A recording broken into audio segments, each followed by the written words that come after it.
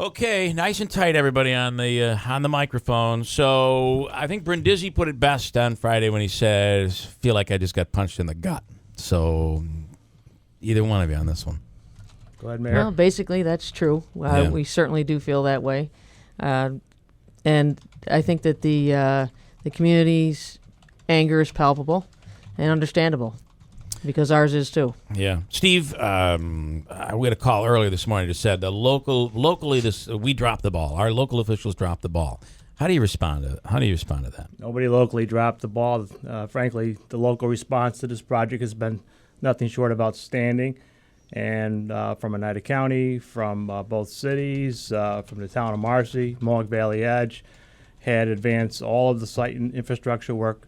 You know, the unfortunate thing is Fort Schuyler Management Corporation was unable to execute on this project in the time frame that this company needed, and which was part of the agreements. Is it just a difference between public money and private money? I mean, the way public money flows just is a completely different animal. Is that it, or did they just really overextend? I think I heard you guys talking on Friday about how instead of just focusing on this project, they had 4 or 5 others they were dealing with. Well, I have been concerned about that for a long period of time. When Fort Schuyler Management Corporation was created specifically to deal with the SUNY Poly campus here in Marcy. And the next thing you know is the template for Syracuse, Buffalo, Plattsburgh, and elsewhere. And I don't think they ever had the resource capacity, both financially or from a staffing standpoint, to undertake the things that they were doing. And then you add on top of that the fact that, you know, the first whispers of the Buffalo Billion investigation started last fall. That really impacted this project. It kind of froze their ability to get an RFP out on time. Mm-hmm.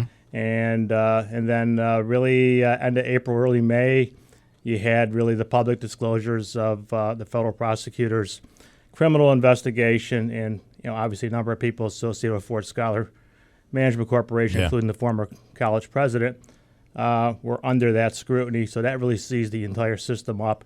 Nothing advanced. Money didn't get released until July. We came to the rescue in June and basically took over all the site infrastructure work that Fort Schuyler didn't have the resources to do, because National Grid was demanding upfront payments for their part of the improvements. Sure. So we worked out separate agreements with our lenders and with Empire State Development. Was that a bridge loan? You did a bridge loan for that, or is it? Well, we had bank financing in place. Okay. In February of this year for that type of eventuality. Mm-hmm. And we worked out a separate deal with Empire State Development. They have the money flow to us versus Fort Schuyler Management Corporation, since we had concerns for their ability to cash flow much of anything. I would say normally in a situation like this, there's a negotiation back and forth. When did you first learn that they were getting a little uneasy? We're talking about AMS. It really started in the June timeframe. Okay. They were very happy up through the groundbreaking. There was sufficient activity underway here that kept them happy. And then in June, they noticed things weren't happening. Obviously, they can read all the media as well, so that was a cause for concern. Sure. And obviously, as a publicly traded company, that was something they're very concerned about. And was there a negotiation? Did they say, hey, we'll do this, but now, based on everything that's happened, we need more money? Well, it wasn't a question of more money. It was a question of executing and doing the things that needed to get done. And the design didn't get started until July. It was 9 months late. And then the prospects of moving forward, obviously, were uncertain. And you missed the technology cycle. So this facility was largely going to deal with consumer electronics. And for the customers in tow there, the company made arrangements to source that through other vendors. And was there ever a time that they asked for more money through this process from June until today? No, they didn't ask for more money. They were obviously looking to make sure the budget was aligned properly. Right. And they wanted to see the money, I'm assuming. Well, there was a question about that, and I think we affirmed that the resources are available. But obviously they were concerned about the fact whether dollars were going to flow appropriately. Okay. I have a question on the delays and what was actually being delayed. But first, I want to follow up on this money, because we keep hearing that they were asking for more money. Can you talk about the idea that the state is is or would be giving money to a private firm investing. What is that money for, and is that even true? I guess first off. Well, the money was going to go to Fort Schuyler Management Corporation for the project. So the budget this April had $588 million for Nano Utica projects. So there was money appropriated for the project. But not to go to AMS. It was for infrastructure, right? It was for infrastructure. It's for construction of the Fab C facility and some tooling. There obviously was an obligation on the part of the company, obviously, to support all operations and complete all tooling requirements. Yeah. And then the idea on the delay, it was that buildings weren't going up quick enough. Like what is still needed to be done? You talked Friday about being very optimistic that there could be another company coming in. I believe you said AMS would have been the first piece, and then companies would follow. You're saying now maybe another company comes in, and AMS maybe could still possibly come in second. What would need to be done to get an actual business there? What is this delay that we keep hearing? It was a delay by the state. Money's part of that, but what buildings still need to go up in order to get a company Well, in there? you had to build the Fab C facility there, and they spent because things started late. They spent the past 3 months working on what's called the basis of design, coming up with an agreement in terms of what would be built to meet the requirements for the company. Okay. Also in the studio is Mayor Jackie. Is one of the questions that was asked, and I don't know how the answer could be given. It was first given by Utica's mayor, Rob Palmieri. The question was about investment in the area. Mm-hmm. Now, we've seen investment. We see loft apartments popping up, and everyone I've talked to attributes their investment here to the new jobs that are coming in nanotech. How does that affect, will that affect these businesses? I know there's still the opportunity for us to move forward, but at the same time, the confidence has to be, it certainly hurts when it comes to confidence. Well, I can't speak for Utica, but I can speak for Rome. Yeah. Rome, since I've becoming mayor in January, we've had a different approach. Yes, the Nano's been there, but we have, in economic development, our first problem is that 80% of the people that work at the Griffiths Park do not live in Rome. Right. So our strategy has been to recapture those people into our community. So many of the projects that we have ongoing in Rome are related to that, to the park and to the new drone industry. Mm-hmm. If this announcement were about the drones, I would have a different answer. Got it. As far as Mayor Palmieri, I think he feels as though there's investment being made in Utica because the downtown area has kind of been revitalized, and people are moving to more of an urban setting. So I can see why he would point to that during the speaking of, let's let him speak on his own behalf here. Mayor Palmieri on the line right now. Good morning, Mayor. Hey, Bill. How are you? Good. I got to tell you, everyone that I have spoken to, interviewed and talked to about the investment they're making in Utica, including the hotels and others. I know there are people, businesses that have purchased properties, really attributed to the new the new workforce that's coming. I mean, to me, that's a fact because we've gotten those. They've said that to us on the radio here. How do you respond to them today after a weekend after a tough weekend? Well, there's no question it was a tough weekend. But is that to say that nothing's going to happen? I mean, I'm very optimistic that, you know what, this is a little bump in the road, but I'm certainly feel that there will be, if it's not AMS, it's going to be somebody else that's going to be coming into this area. So I don't think the money that's invested by the state, I think the optimism that we've had, listen, is kind of like, you know what, there's that negative feeling out there sometimes. Yeah, I told you it's not going to happen, but it certainly is going to happen. It's going to just take a little longer. There is negotiations going on at this point. So I guess it's a little bit longer of a game that we're playing at this point. But I think at the end of the day, Nano will be in the greater Utica region, and I think all the things that people have invested in will come to fruition. And, I'm optimistic. I'm not going to be a pessimist to say, no, it's not going to happen. Again, there is tremendous amount of disappointment because, you had the press conferences, you had all these great things that are happening, but that was not in the control of a lot of the elected officials in the city, in the region, in the state. But I do believe that there is a force out there that, quite frankly, things will happen.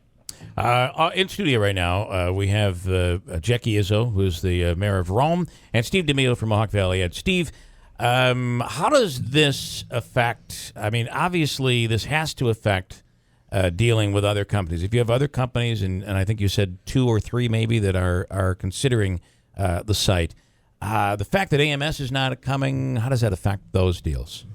I don't think it impacts that. I think they're all independent. The site is sized and planned that it can it can handle multiple semiconductor facilities. So AMS was just a portion of the site, and we had active discussions, and we are having active discussions with other companies that have interests in locating in the U.S., and Marcy is a prime location that they're considering in a global site search. So we're optimistic that the site's well positioned. We're clearly further ahead than we were 2 years ago. Right. 2 years ago, didn't even have a wetland permit. So we have all planning and permitting done, and site infrastructure is well underway, and the state is committed to that. And on top of that, all of the resources that were earmarked for this project will remain for this project here. So we're pretty comfortable that we've got a good story to tell, and we're well positioned, and we'll move on here. And you know, our relationship with AMS is good. You know, just unfortunate that they couldn't execute in this technology cycle. You know, there may be opportunities down the road. We'll see. What kind of a contract was in play? I mean, you did criticize the in situations like this, you have a project manager. In any building construction project, you have a project manager, and in this case, it was Fort Schuyler Management Group. What kind of deal was put together with AMS? And did Fort Schuyler miss deadlines? Was there a timeline in place? Yeah, there is. There's a lease agreement. And the lease agreement had a requirement that had a target date for completion of the facility ready for equipment by September 30th of 2017. So you want to put things in sequence. It takes 18 months to build a semiconductor facility. We announced the deal in August.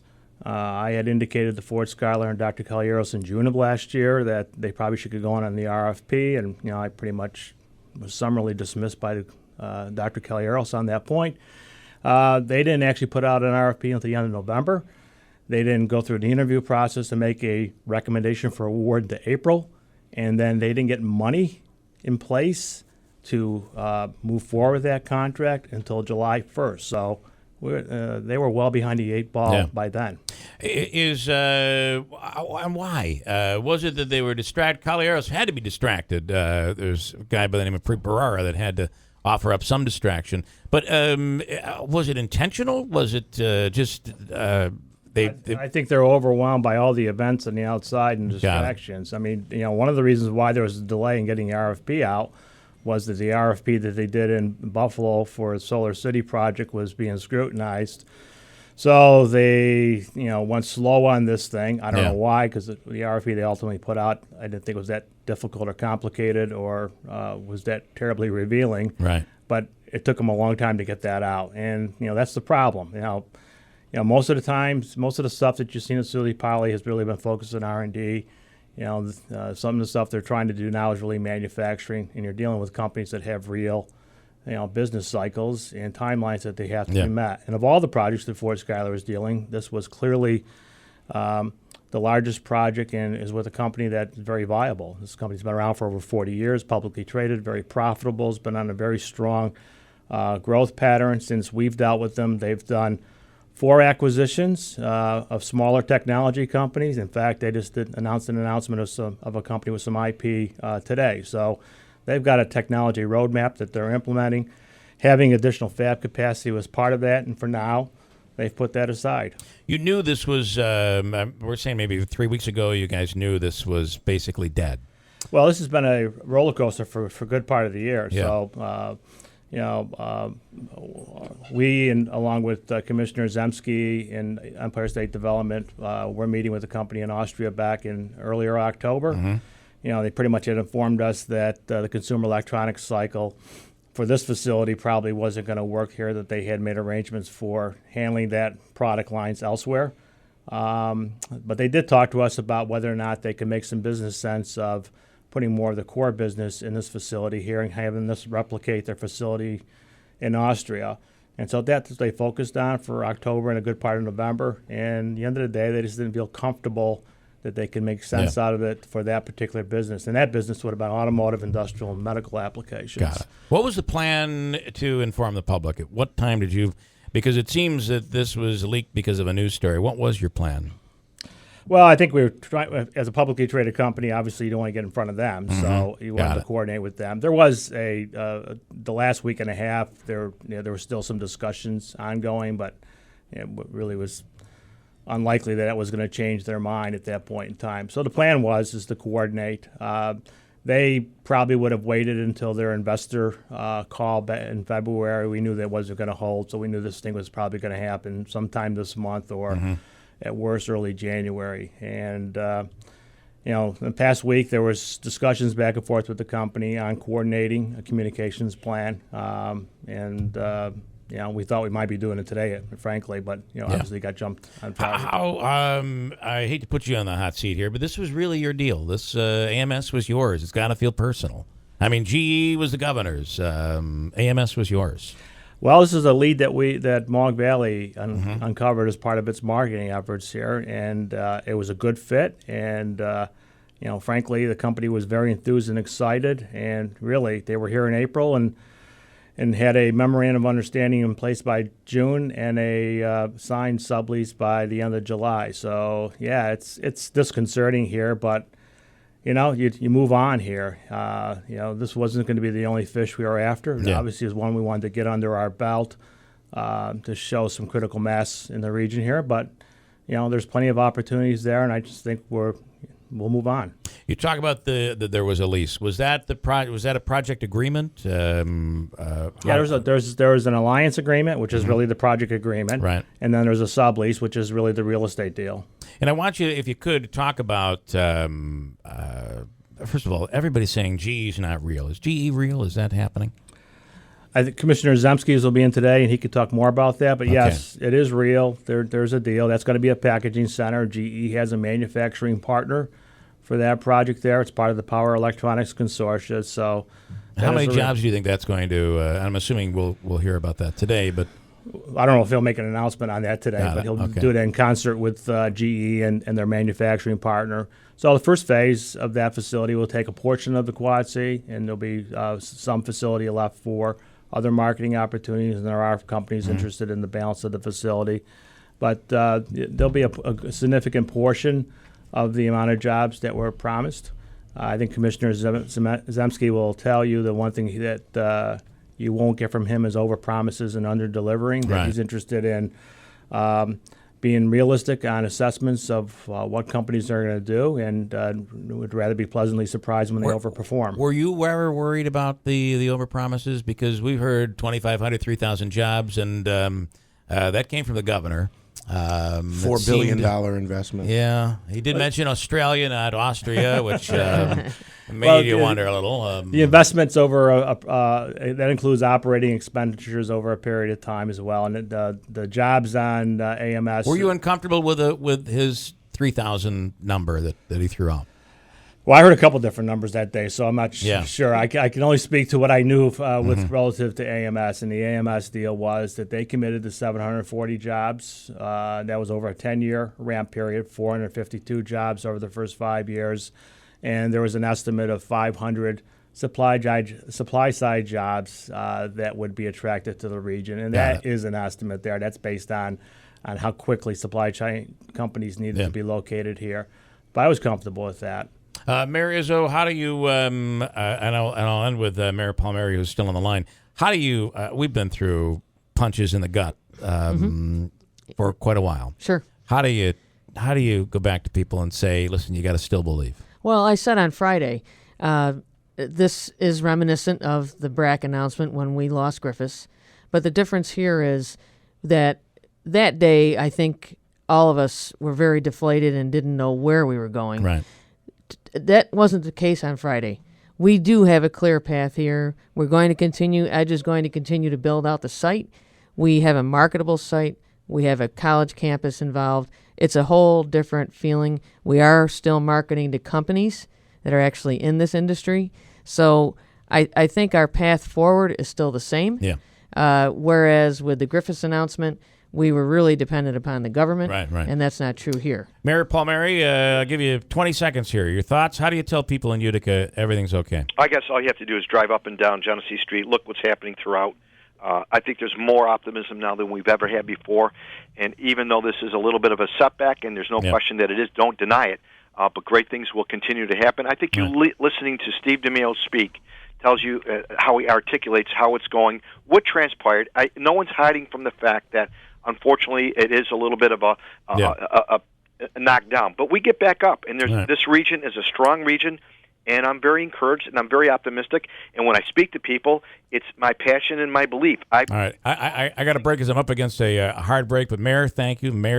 And Steve as well. Let's plow forward.